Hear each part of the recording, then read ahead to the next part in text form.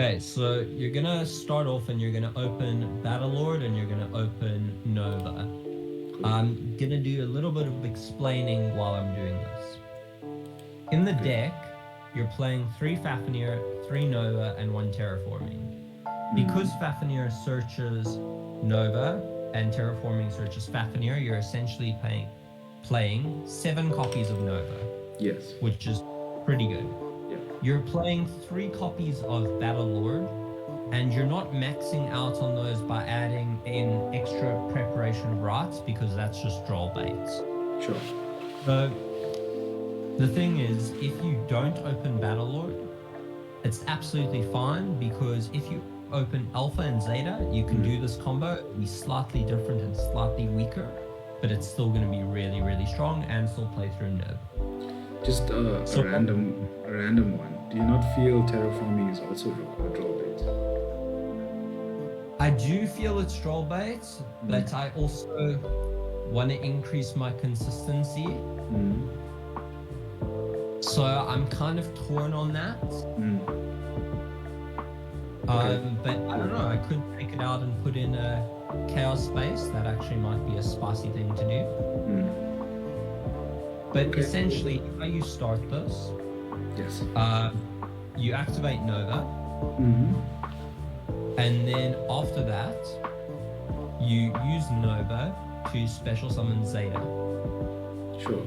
You link Zeta into Link Karibo, and then after that, you use Zeta's effect, tributing Battlelord. Sure.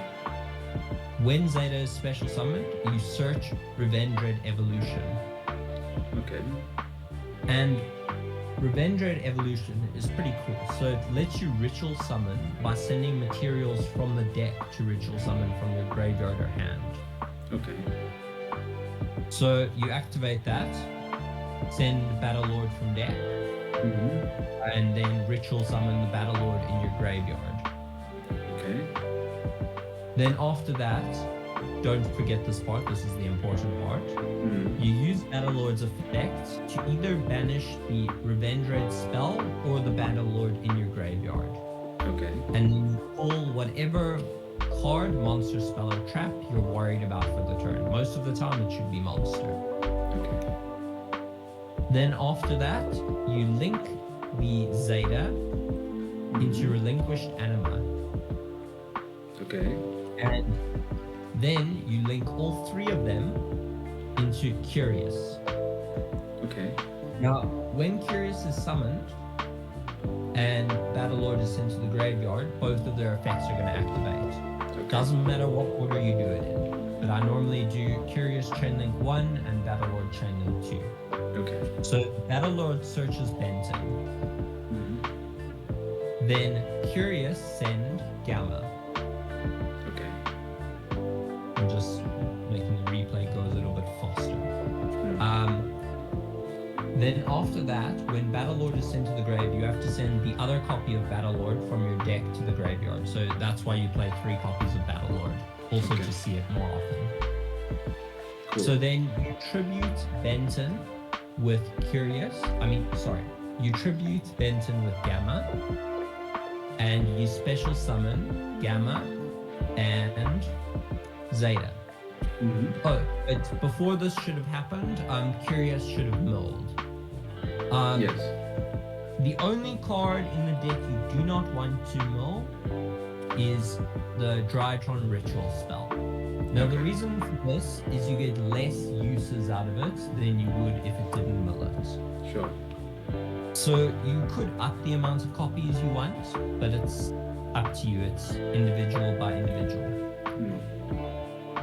Okay, so now you're doing Gamma, tributing Benton, special summon Gamma, special summon Zeta. Effect of Benton, search Diviner. Okay, then you're going to normal summon your Diviner. You don't have to worry about monster effects, so it's chill. You send Arclight. Now, with Arclight, you're going to search the Drytron Ritual spell. So then, after that, you're going to overlay Gamma and Zeta into Mu Beta. With Mu Beta, you're going to send either Alpha delta? I suggest in this case sending alpha because it gives you more advantage and it's guaranteed advantage, unlike delta.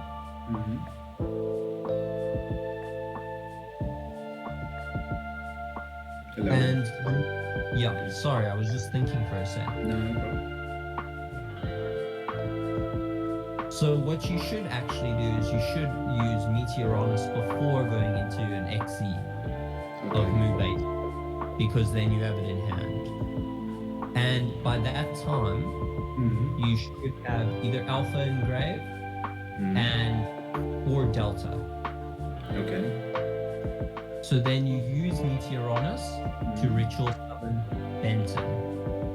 Okay. Then after that, you use Alpha Engrave, tribute the Benton, you search Idaton, and with the Benton, you search Herald.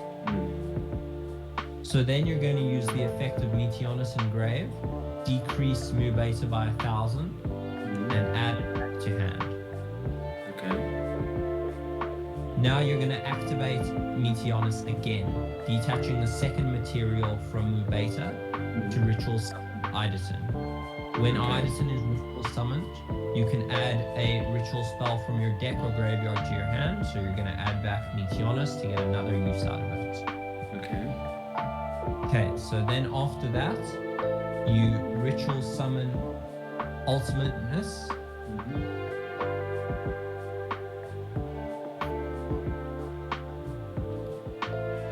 By using the alpha that you tributed Benton off of. Okay. Okay, then you overlay Idaton and Diviner into Beatrice. Cool. Beatrice send Eva. Eva send you 2 level 2 or lower light faring monsters. So you're going to search Orange Light and Diviner. Can Eva search herself? Eva can't search herself. No. Okay. Then after that, you're going to take the Curious and the Mu Beta, link that into Loser. Should have 2 negates. Sure. So at the end of your turn, you have 4 negates of 2 cards. Then during your opponent's turn, after you've negated once, or before that, it's up to you, but I like to keep as many Cyber Angels engraved as possible. You're going to send Eva again, and you get 2 more negates. So that's 6 negates of 2 cards, and it plays through Nib. Cool. And then obviously follow up as Well, 3 other cards and follow up for next turn. Yeah, so that seems like a really solid build. Thank you, Daniel, for taking us through it. And yeah, all the best on your tournaments coming up. This is a really scary deck. Thank you. I like to call it my drive deck. Cool. Drive. Drive.